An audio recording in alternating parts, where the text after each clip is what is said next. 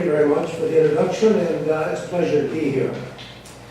And I do want to thank Trevor and the Arts and Cultural Collective for sponsoring this evening. And I suggest that all the candidates join the Cultural Collective Facebook site so that you can better understand the dynamism and the issues that the arts community faces. You can easily find that, and all of you I know are Facebook literate.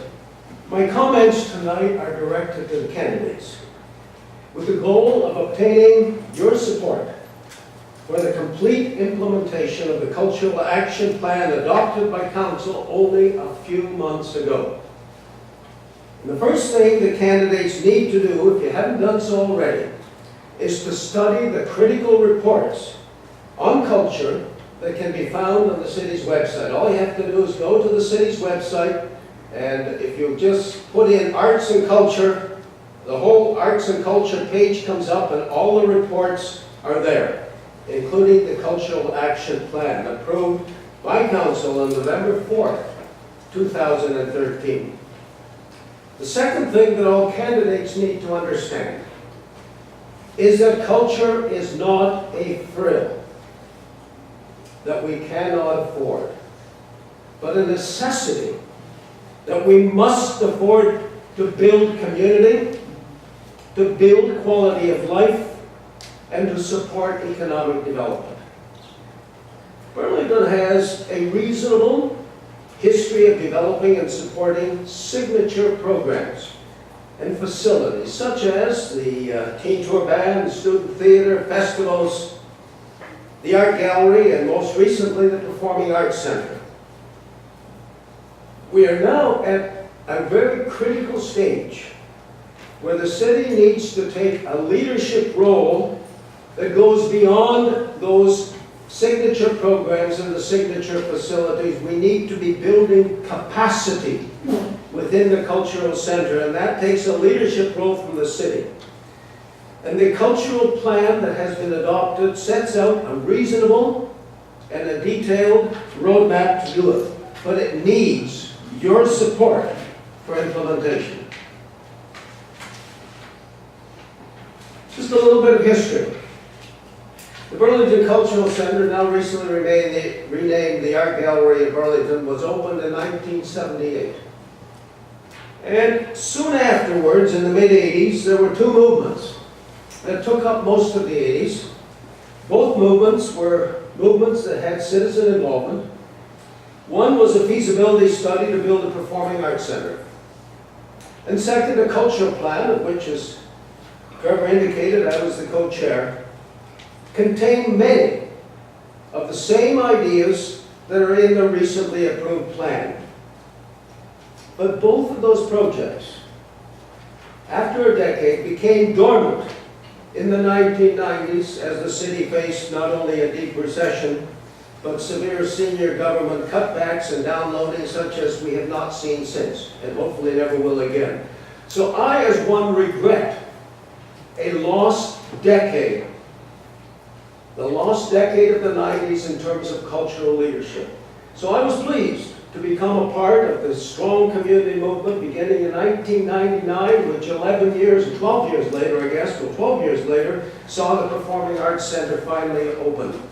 And in the same period, the city got back into cultural planning with a cultural plan in 2006, a public art master plan, and finally the process in 2012 and 13 with Cobalt Connects and public consultation and yet another cultural plan.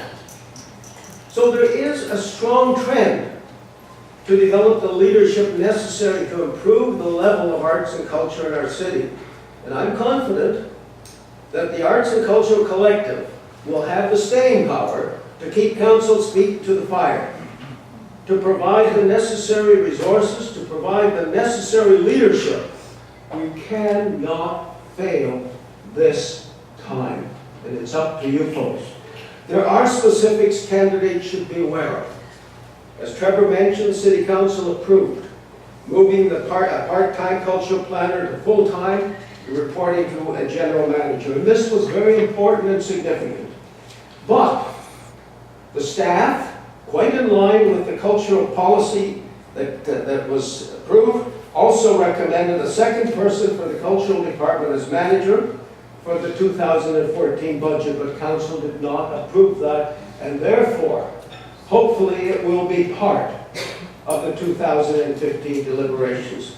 It is simply unrealistic to believe that the staff of one person can provide the leadership necessary to do all the things in the cultural plan as approved.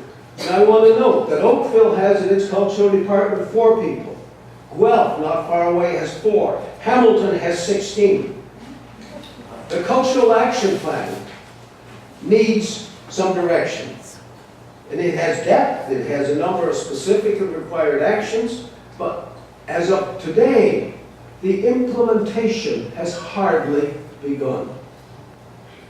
For example, still to come is the community development approach in establishing an external cultural organization and providing support for it, a matter of grants, a matter of fee waivers and accessibility to city facilities, developing a cultural guide and much more. Read the plan and be prepared to support its implementation. It is about maximizing the benefit of the city's $3.4 million investment in arts and culture.